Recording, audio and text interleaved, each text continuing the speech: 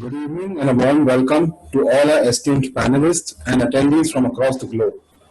I welcome you to the second edition of NetworX Webinar Series 2020 curated by ACETECH. As the world is going through a serious pandemic, the business and the operations across the globe have started working towards re-strategizing to adapt to the new means of the operating businesses, and the virtual world has become active than ever as we make inroads to this new normal in the coming times. We at Tech hence decided to hear views of industry stalwarts on their thoughts on the silver lining of this pandemic. Before we proceed with today's panel, I would like to play a short video of our associate sponsor for this series, Shinex.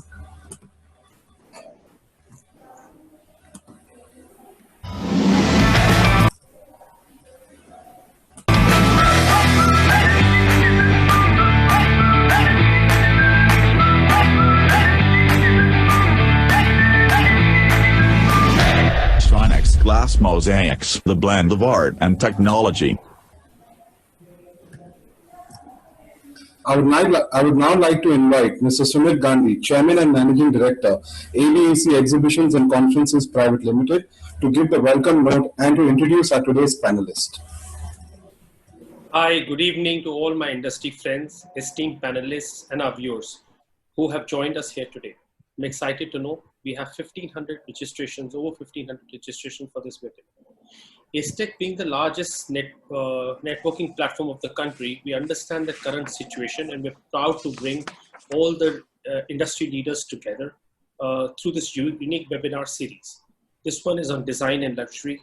Our panelists today are leaders in their walks of life and come from different fields of design and luxury. The panel consists of renowned architects and interior designers, luxury home brands, marketing influencer, and a design professor who are here to share their knowledge, stories, and thoughts on how we can stay positive during such times. It has become important that we all stay positive, be ready to accept the challenges we're currently facing, and plan our steps ahead that best suit our industry.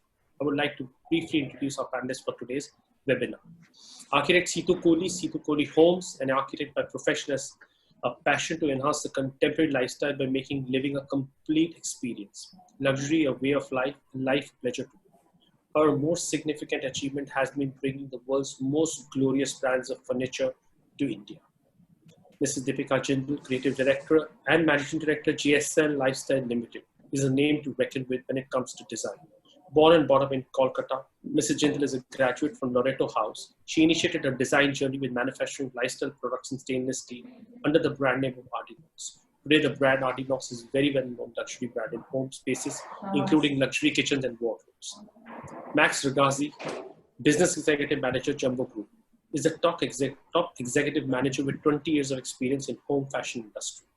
Born in 1985, Jumbo Collection represents some of the leading brands in home interiors. To name a few, Roberto Cavalli Home Interiors, Gianfranco Ferrehome, JCP Universe, that's Jumbo Group's experimental brand, Ethro Home Interiors, and many more. Akif Habib, founder Atelier Habib, driven by a passion for interior design.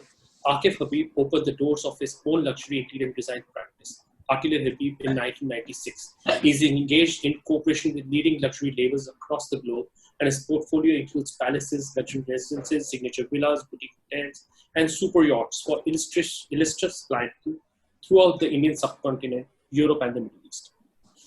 Zubin Master Design Matrix Interiors, with nearly 3 decades experience in collaborating at Design Matrix for over 2 decades. Zubin Master from Mumbai has a simple mantra: try to reduce everything till it reaches a state of purity. In the last 20 years, Design Matrix Interiors have completed more than 500 projects over a vast melange of design genres. Swapan Seth, This Content. Swapan Seth runs a digital communication, content creation, and a think influencer marketing firm called This Content. He has worked on iconic brands such as Coca-Cola, Deutsche Bank, Taj Hotels, American Express, Indigo, GMR, ITC, and William Grant, to name a few. Mike Knowles, Emeritus Professor, novels, started his professional career training to teach 3D design at Southfields College, London. After entering into industry, he worked with many leading London designers. His recent role at Rishi Hood University sets forth exciting opportunities to change the face of design education in India at territory level. I would like to give my special thanks to Seetu Kohli who helped us bring this panel together today. Seetu, the mic is all yours to start this splendid session. Thank you. Thank you, Sumit. Thank you for the wonderful introduction. Makes my job so much more easier. And thank you, everybody. Thank you for being here. I'm truly honored and pleased, and I'm really looking forward to a great discussion. We have a lot of audience out there who are very excited to hear each one of you. My only request is that I'd love to hear what you personally feel also, and not just professionally. A lot of people want to know about yourselves also and your personal experiences. So it would be great to have some of it too online. So without much ado, I'd like to start the webinar and start my questions, because I know the audience can't wait to hear from each one of you. So I'll start with Mrs. Jindal. We all know Mrs. Jindal has brought to us this beautiful brand called Artinox. And then the kitchens, the stainless steel kitchens came soon after a few years, which we all love. So I'll start with you, Mrs. Jindal. My question to you is that your family has always been a pioneer in the independent India for industries and other things. Now this COVID situation, we all feel like we're back on ground zero, and we are all getting like a second birth. And a lot of our businesses, our practices, everything are getting to do things all over again. So I want to ask you, what are you thinking post-COVID? Are you thinking of innovations? Are you going to really focus on your products, your kitchens, keeping COVID in mind? Or are you going to just carry on like we were in a deep slumber and we've just woken up and we are back to normal? What are your thoughts? How have you planned ahead? Well, COVID has definitely changed a lot of thinking, and especially these last 2 months when we've been home. Me, myself as a consumer, is also questioning the thought, what would be my buying strategy, or what would I like to buy? So I think that you can't say that it's a deep slumber and you've just risen to, say, okay, I'm going to start. You have to be practical. And since we are a own in-house brand where we manufacture, design, and sort of retail and give it in the market, I think one has to sit and think a little bit practically and understand what really is the need. Maybe this is going to be for a short duration, but to be up in the curve and to be up, going on and moving, you have to think of, and since we can manufacture and create for the market, I think we would have to rethink as to what we want to give to the consumer, and plan and seek this opportunity and do something different. And I think it's helping us to break those times when you feel, okay, it's fine, let's go on. Now's the time to really innovate, think, regroup, and sort of move forward. So I think it is a time to reflect and move forward. It's not like just leave everything and just start and do what you do. Right. So you are looking at re-strategizing and redoing. We are retracing our steps. We are thinking, we are thinking what should we give to the market? What is the need now? Right. Luckily, we have a lot of goods in our basket. So, it's not going to take us time to, rethink and get ourselves back on track. So that's going to be change. Right. And also, you'll have the advantage to reach out to the consumers very early on, because you're in-house, you're in India. A lot of brands that you compete with are not in India, so there's a 4-month, 6-month production. But your reach can be, can be much earlier than anybody else. So we are really looking forward to what Artinox is going to bring on the table next post-COVID. Swapan, I'd like to bring you in here because, like Mrs. Jindal said, that she's going to re-strategize, I'm going to re-strategize, we all are going to do that. But post-COVID is a little bit of a tricky time. It's special. If I put something out for sale on my Instagram account or social media, I'm a little conscious that, okay, there is so much misery around. Do I look right putting my brand out there for sale?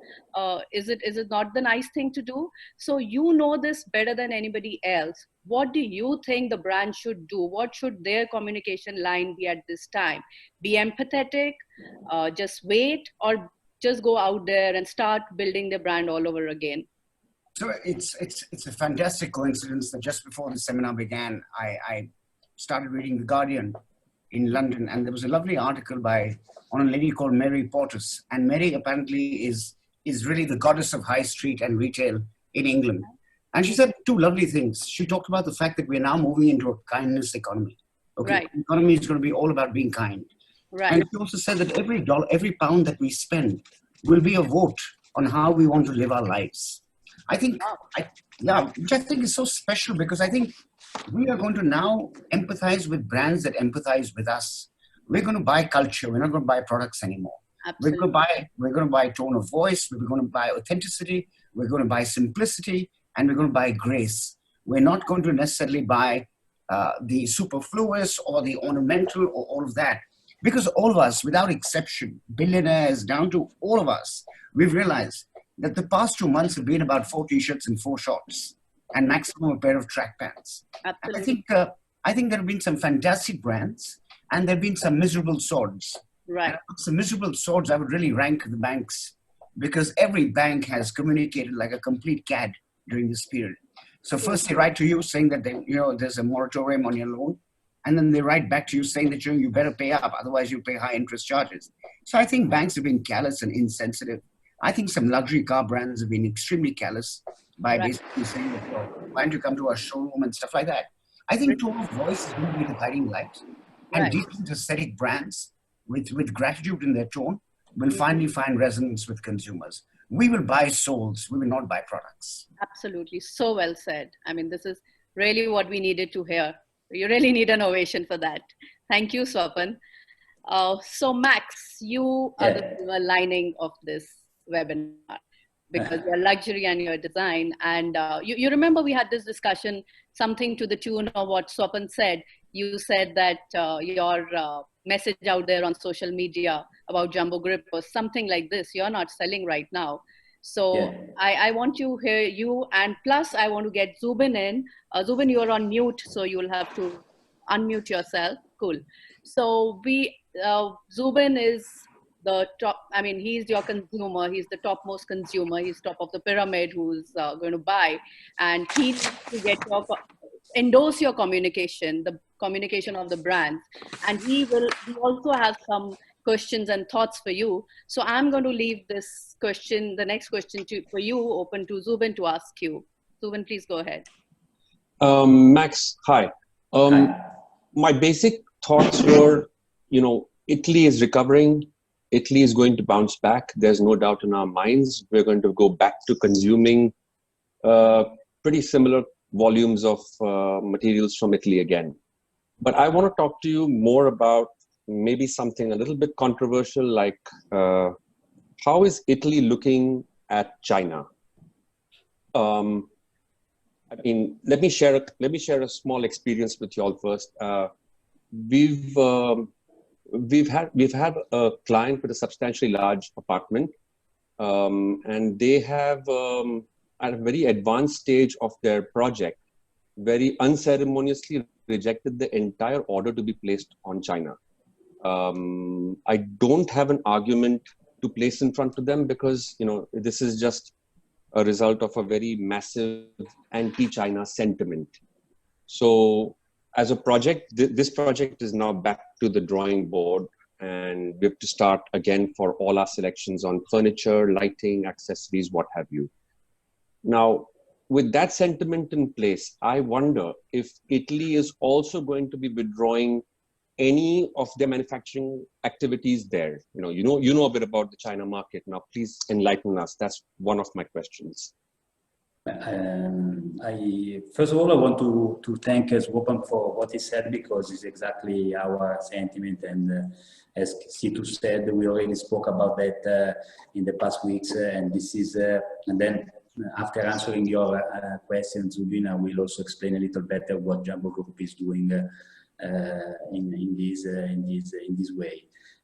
My knowledge of China, it's mostly a knowledge of the retail market more than the manufacturing, and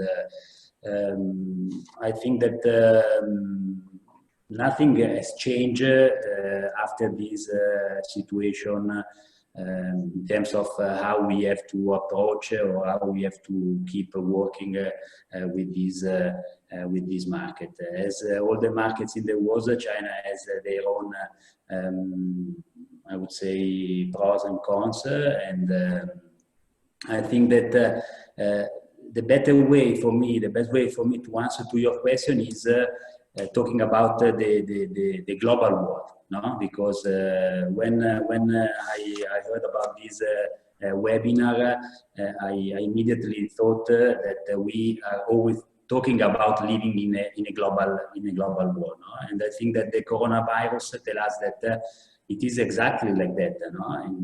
In a way. I mean, I experienced for the first time a situation where 65–70% of the population worldwide was locked down. I think that only a few months ago, nobody about that. No? But I think that also what I feel about that is that in this global world, the answer was super local.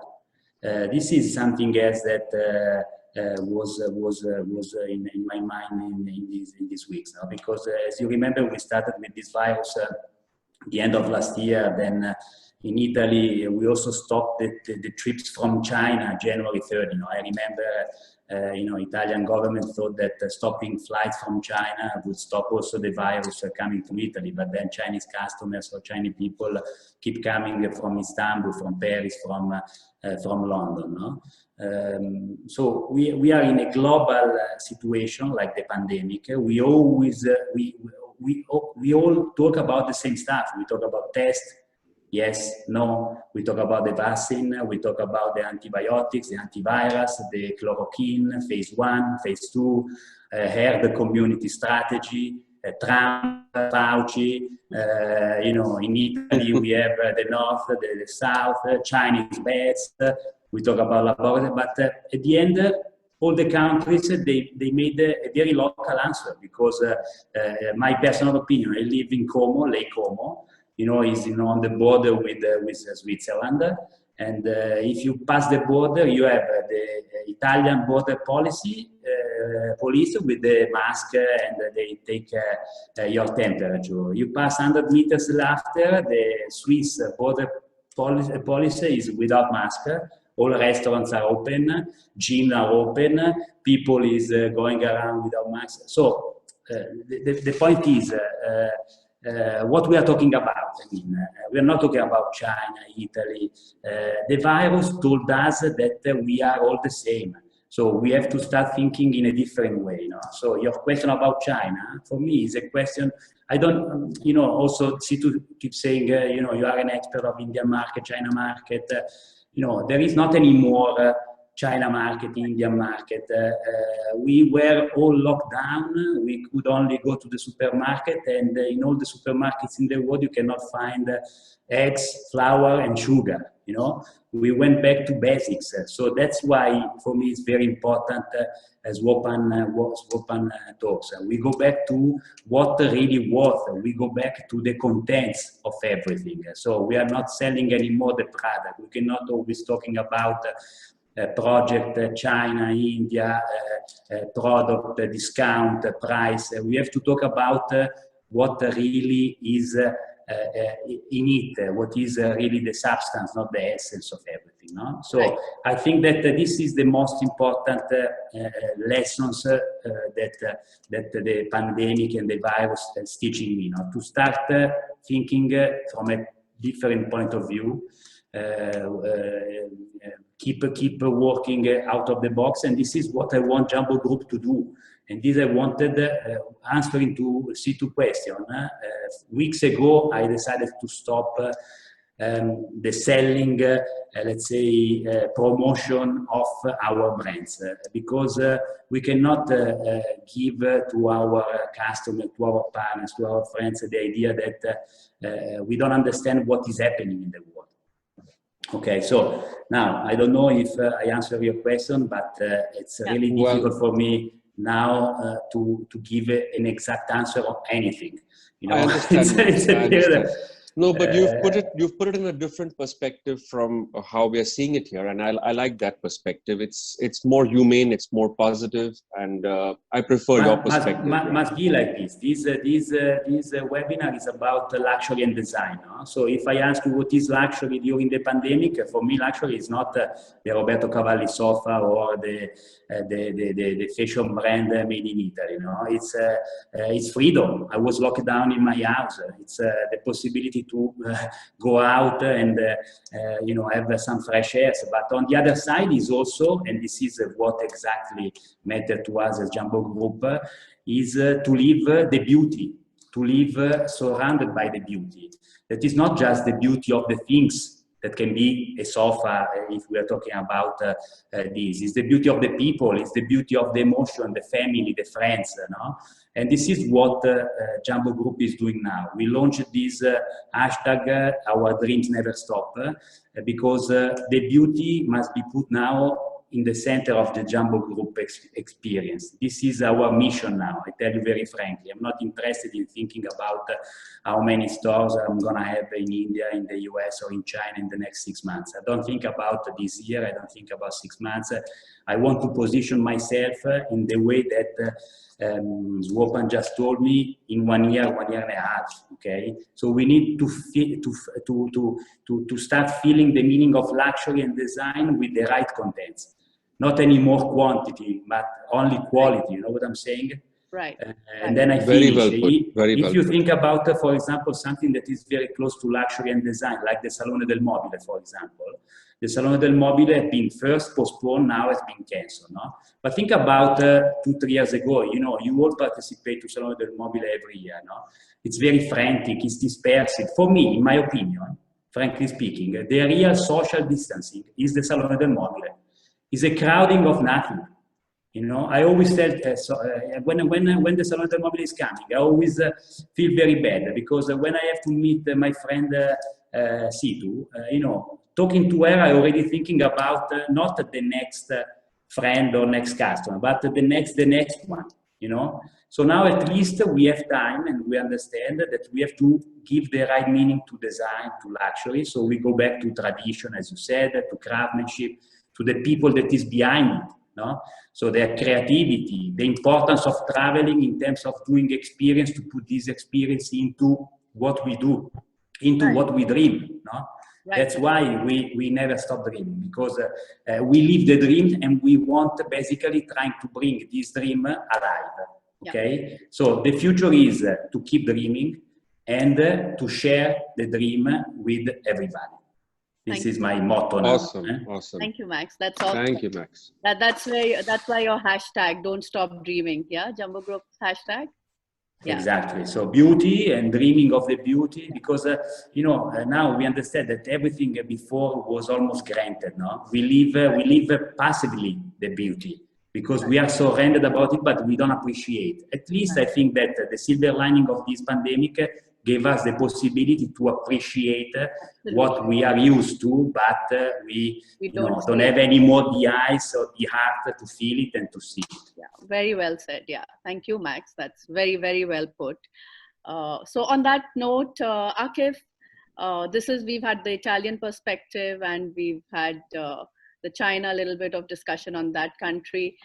I want to ask you about the countries that you deal in, the culture that you deal in, which is a lot of Middle East, London, and I also want to know hardcore. Of course, you know, what Swapan is saying, what Max is saying is amazing, and that's what the company should do. But some of the companies here in India live day by day. They need to get their sales on to even feed their staff. I mean, in Italy, I believe the government is giving some salaries and all, but in India they aren't, and we feel very responsible and burdened to carry on. So there is some way that we need to go out and market ourselves. You know what's happening in Harrods, the furniture section in Harrods and Bloomingdale's, the furniture section there. Can you enlighten us on what they are doing, which is soft, not very harsh, not like offensive, but I'm sure the brands have got something right about what they're doing there. We'd like to know more about that. I completely agree with Swapan with what he said. Max put it very well. I think I would think like him if I was really affected by the pandemic in Italy. What they've gone through was really bad. And so now coming back to areas like when you speak about England, when you speak about the UK and London, about Harrods or the Chelsea Design Centre at Chelsea Harbour, and what we are looking there right now is that all the brands are active. Everybody's working online, but they're dealing with, it has to be a very personalized approach, and they're dealing with their end clients on a one-on-one basis. Of course, they've not yet opened up the stores, but everything is working effectively. Dubai, on the other hand, has been very supportive of the contractors and laborers. So all the villas that we're working on, I think we only shut the projects for about 5 or 6 days out of the 2 months. Yeah, that's working well. All supplies are coming in. Of course, now Bloomingdale's is open. The design center, the design district is open, but not too many people coming in due to the fear.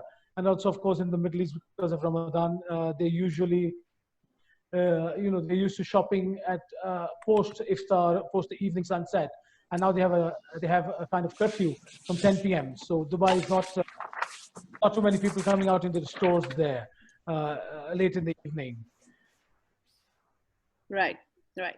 So Zubin, you're on mute, Zubin. So it's my habit. That's fine. So just one quick question before I end this first round of questions with Mike. Zubin, are you shopping for your clients currently? Are you still buying, or you've put everything on hold? No, amazingly, we've managed to close quite a few packages. Okay. We've successfully closed stone package for full projects. We're closing design packages also, and moving into kitchen, tap, etc. shopping. That's all going on pretty well with the help of technology. We're managing to do our presentations, and that's continuing. Right. So there's a certain segment of our projects that continue kind of unhindered by this process, and it's just that there's no physical meeting, and there's a bit of a. I think it's a good deal right now if a client is able to pay, and a vendor needs the money. On the other hand, at this time, there's sufficiently decent deals available. Right. And it's quite open. Nobody's taking advantage of anybody else. It's supply and demand being met quite balanced in a balanced way. Yeah. So that is going on right now. So the clients have said Salone didn't happen this year, and did they postpone their shopping, or they're still going on and buying whatever is available? It's just moved. It's just moved to digital shopping. Okay. And now a lot of emphasis is put on us, to guide them and to give our nominations on products, Which is the right way. In a way, I like it. In a way, it's a better thing for us. We don't have to sort of convince our clients of quality anymore. They kind of need to go with our nominations. Yeah. That's amazing. Yeah, so it is. Yeah, it is. So Mike, you have been also mentoring your students online, and you've been taking classes online, and you're sitting in London, and whenever I need to talk to you, I just connect with you. Things have changed. What we couldn't change ourselves, COVID changed us in terms of online and usage of technology. So do you think this is going to be permanent, or when things are, or the brick and mortar stores will be back in action as soon as the vaccine is found or whatever? Or do you think the shopping paradigm will shift to more online, and it will be more digital, and this will continue to be what it is right now? As you'd expect, can I look at that from an education point of view? Absolutely. Because going to universities and things like that has changed dramatically. Even this week, on Monday, Cambridge University, number 4 or 5 in the world, have said that that up until summer 2021 at least, all lectures will be online. And that isn't actually just a gut reaction to what's going on with the pandemic. There's another reason for that, but we haven't got time to discuss that. But there is certainly a massive change that's happening. And I think what we have also got to take on board, and luxury will always sell and people will always shop because that's the nature of humankind. Yeah. And people will not just only eat at home, they will go to restaurants. You know, if I can get to Duomo over the weekend, I'd be there having my pizza and my Chianti and loving every minute of it. But it's not going to happen. But we do have to take on board that there is a serious paradigm shift going on. And that serious paradigm shift will include the way that we do things, and it will include why we do them. And Swapan's points were right on the button. Absolutely, that's that's what's happening. Things. I mean, let me just thinking this morning. You know, they will have a vaccine for this evil thing soon. They will have it. There's brilliant minds working on it, thanks to artificial intelligence and all that. We can now do things super quick. But there is no vaccine that will save the ice caps. There's no vaccine that will save the ozone layer, or the coral reefs, or the forest. So the point is that changes have happened, and COVID has made those changes happen. The only thing, one of the major change, and I think India's in a very good place. I seriously do. But that's another big conversation. The only thing where we're falling down at the moment, and again, you'd expect me to say this, when it comes to design education in India, we're behind everybody. It's crazy. Chinese are 300,000 students studying in the creative industries in China, 4,000 in India. So if we want that paradigm shift, countries like Italy, countries like the UK, and I go back a long way, so when I was born nearly 70 years ago, or when I started to work 50 odd years ago, there wasn't that thing going on about design. People weren't doing stuff, but then they got educated. And so Italy with their fantastic education system in design, UK in their fantastic system. So you educate people. You educate people for the market that you want to create. In India, we're not doing that, and we've got to do that. Yeah. So if you want them to come and buy your luxury goods, educate them, for God's sake. Absolutely. Yeah, absolutely. I am so amazed at the varied perspectives that we've got, and all experts have given very special insight into very different things. It's amazing. So I'm going to move to the next round of questions. Back to Mrs. Jindal. Mrs. Jindal, you kick-started Made in India much before even the slogan was formulated. And all through the years, you've been competing with a lot of international brands, the likes of, not in kitchen, but the Jumbo groups or the luxury living groups, and a lot of kitchen companies, which I'm not going to name now. But how has your journey been so far, being the sole torchbearer of a made in India lifestyle home and luxury brand, and competing with all these brands? And you stood your ground. You made a stainless steel kitchen, which is so fantastic for our homes. But how was your journey, and how did you compete with them? What did you go through? I mean, what were your feelings and experiences? Well, I actually am very passionate in what I do. And I never looked at competition as competition, because I think there's space for everybody. And if you're a growing brand, you need to learn from others who are stalwarts. And I think it's always there's always space for everybody.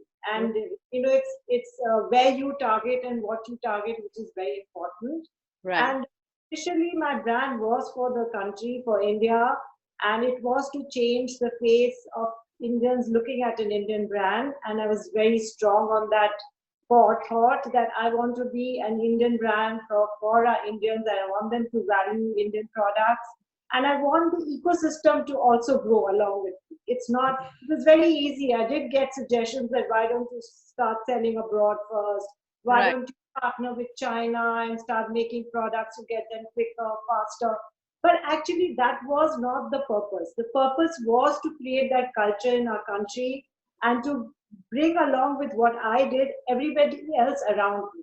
And even the crafts, work with a modern material like stainless steel, blend them together, and also with designers, give them the opportunity, work, to experience.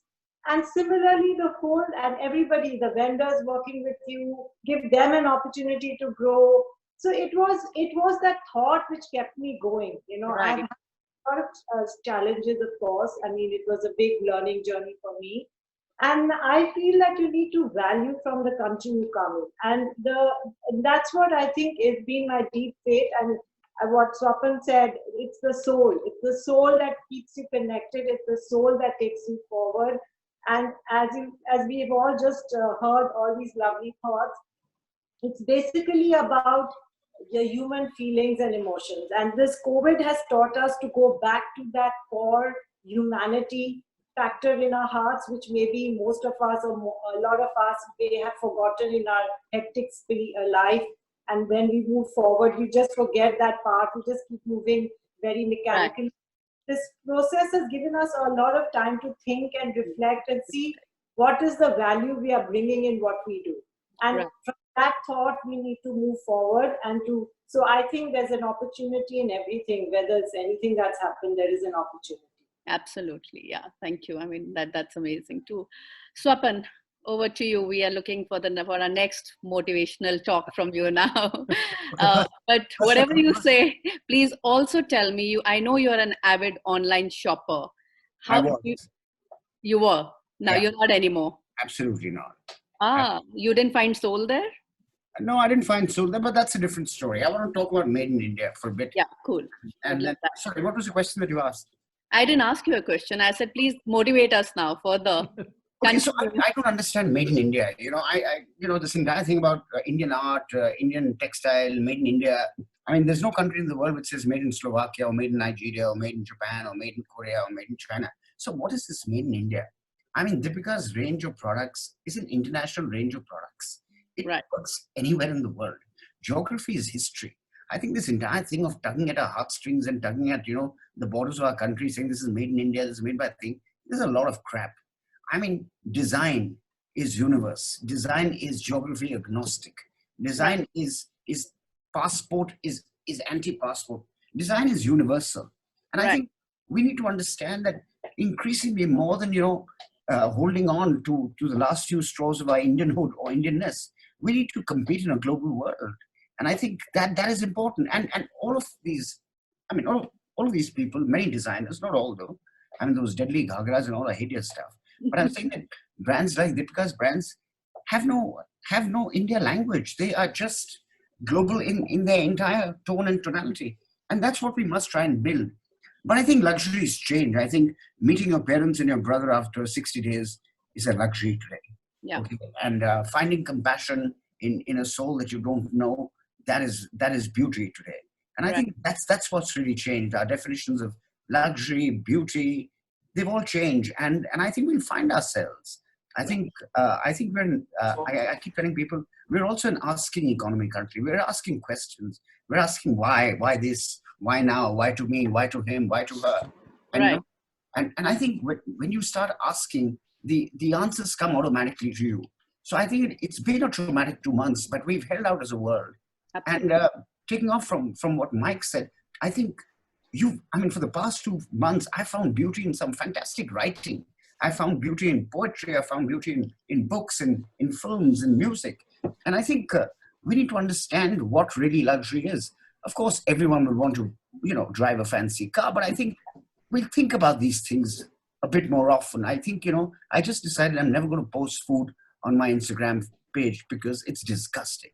In a world of migrant laborers and, shortage of food, it is just inhuman and insensitive to post food pictures. So I think we'll grow up in a world which is going to be more sensitive.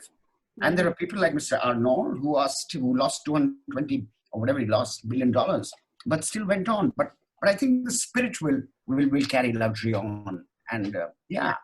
Right. Yeah. Amazing. Yeah. Zubin, unmute. So Zubin, 2 things out of what Swapan said. When you look at a product or when you spec a product for your project, do you look at a made in India or a made in Italy? I have a lot of people who say, oh, no, only made in Europe products, or, they specify. And I'm a seller also in a way, so I keep myself quiet, though I don't understand it at a lot of times. Do you spec a product looking at made in that tag, made in where? And if yes, why? And second question is, I mean, second part, which is completely different from this, is how can we help the migrant laborer? Again, another thing that Swapan mentioned. Right. So to answer your first part, it may not be an accurate answer because it's, for us, definitely not the label of where it's made. Right. But we've, over the years of experience, we've realized that there are some manufacturers who just produce certain articles much better than others. Okay. So we across the board have found that seating, let's say in India, we found that the science of seating has not been tested to the max. We've Right. not got it right on foam quality, on comfort, on ergonomics, Right. and we find ourselves always kind of nudging our clients towards a selection from Europe for a more comfortable or more durable sofa. And if we're doing second homes or villas, then we're pushing our clients towards American-made furniture, which is like larger, higher, softer. But you know, the thing that stands out the most is the comfort. The thing that stands out the most is the durability, Quality. the quality of the basic function of the sofas and Right. the seating per se. Right. And then there's the design quality issues. I mean, if there is difficulty in design, whether it be from the stitching of the leather or how they cut the leather or how they mold the wood, those elements we often find ourselves nudging clients away from India, honestly. Okay. But then there's the reverse factor. When we're talking about, let's say, beds or wardrobe, Right. we're actually convincing our clients, let us build it. We'll do it much stronger. Right. We'll be able to let your kids hang off the shutters Yeah. and not come apart. Right. We'll be able to lock the wardrobes. So those are the things that we kind of look at, not the maiden, Right. not the maiden so and so language. Right.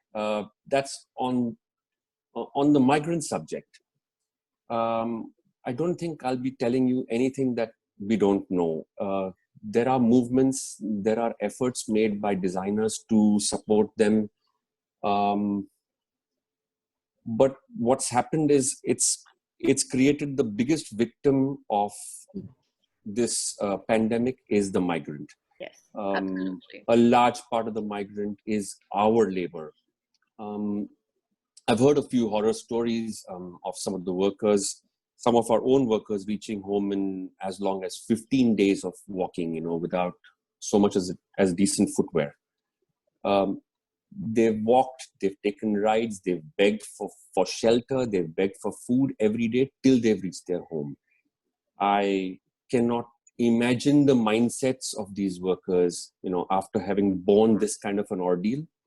And I don't see the re-migration of these or Yeah. I don't see them coming back Lots of anytime trust soon. also. It's, it took just a little bit of caring from our governance to manage their reverse migration appropriately. It just took a little bit longer Yeah. efforts from them, just keep the lockdown at bay for them, get them out. Even today, outside BT station, there is a 1 kilometer long line on both sides of the road on the footpath, and they're just living there.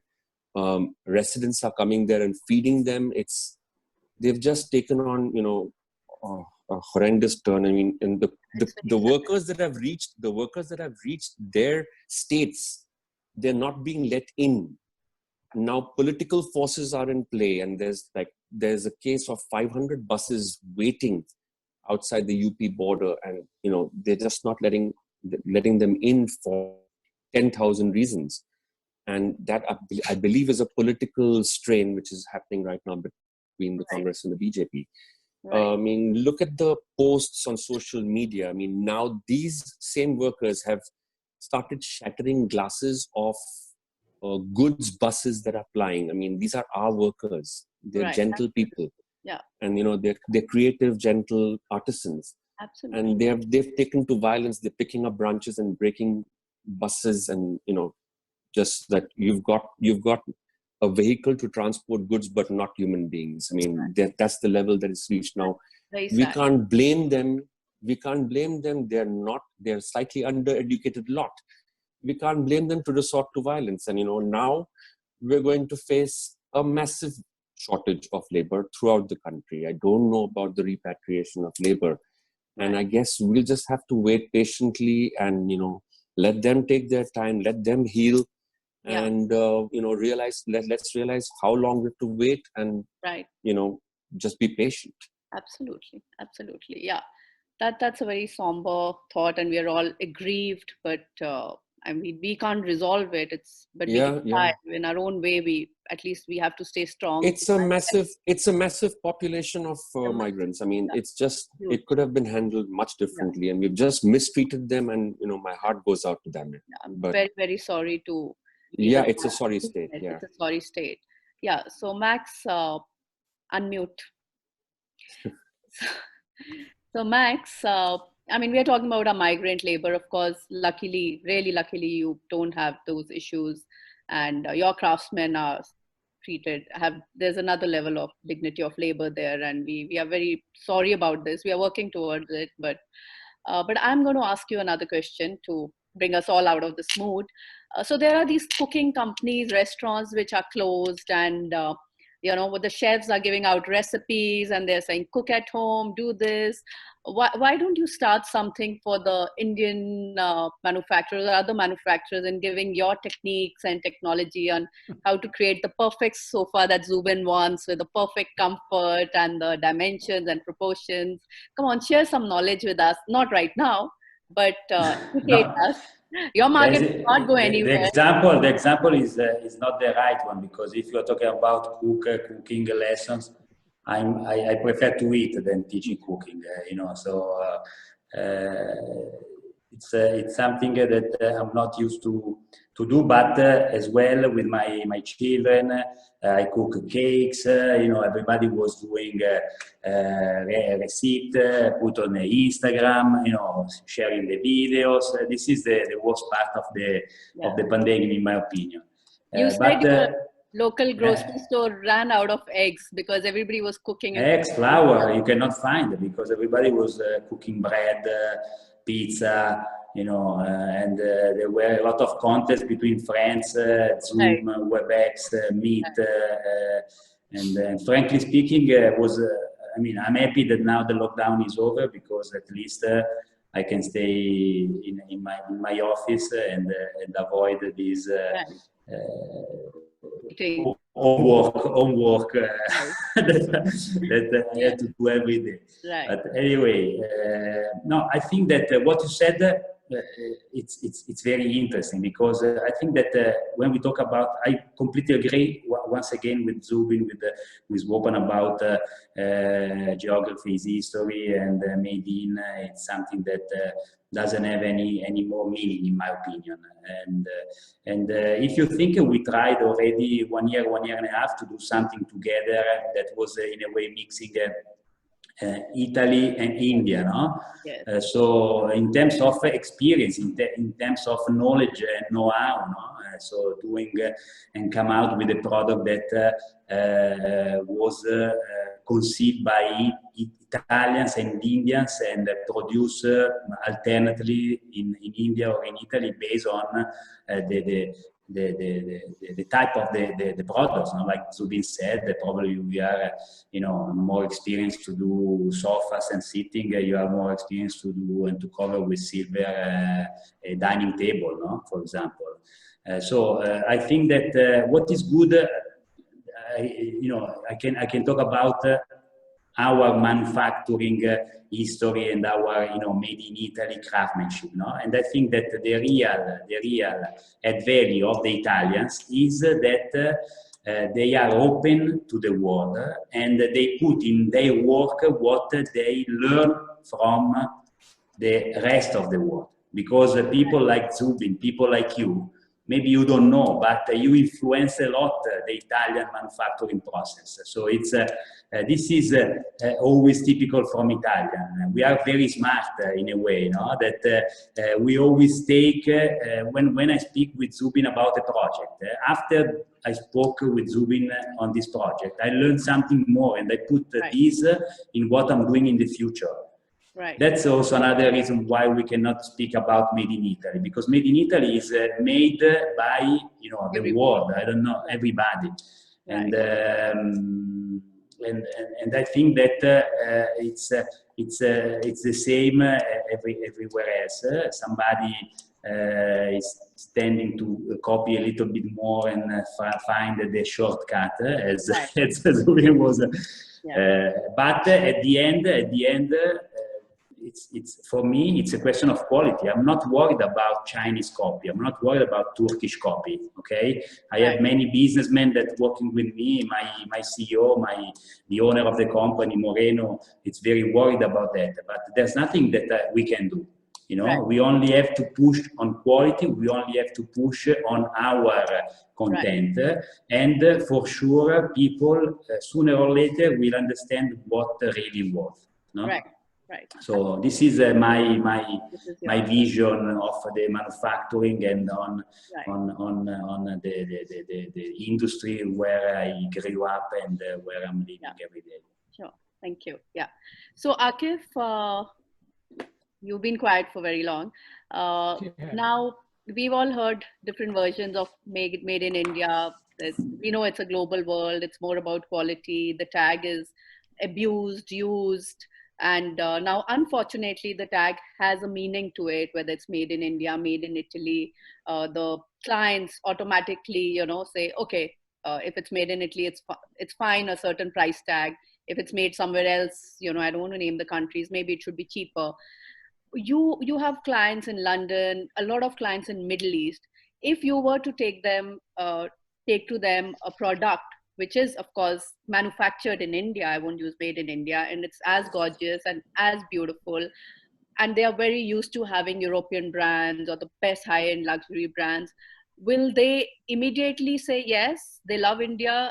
I'm sure a lot of them do, but why haven't we able to translate it into a purchasing habit to buy Indian products as luxury products as much as the French or the Italian products? I don't think that's, you know, there's a lot of Indian presence across the globe if you really go to see. And now when we say it's going to be made in India, because we're emphasizing it, we're putting it in their face, this is made in India. But there's a lot of product that you see from India across the world, a lot of product from India in Dubai, a lot of product in India in probably in London, and a lot of interior products that which do have a presence. Of course, they don't have a name, they're not branded correctly, or people are not like a Seetu Kohli home. If you create something, I'm sure people will come back to you because you have that name recall, and the people don't really brand it well. That's what I could say. But I think we do make some good products in India, and of course, if it suits people like Zubin, maybe if they get the ergonomics right, Zubin, and the foam quality, then maybe Zubin buys it as well, and everybody across the globe. But I think what we must also do, C2, is that we must work very, very hard on our migrant laborers, which have now disappeared, at least in a place like Bombay. And these are the guys, these are the artisans, these are the craftsmen who we've worked with for the last 20 odd years, and everybody's working with them. There has to be some kind of a support system. At least in my personal case, we have a foundation where we've supported a lot of these migrant laborers and workers.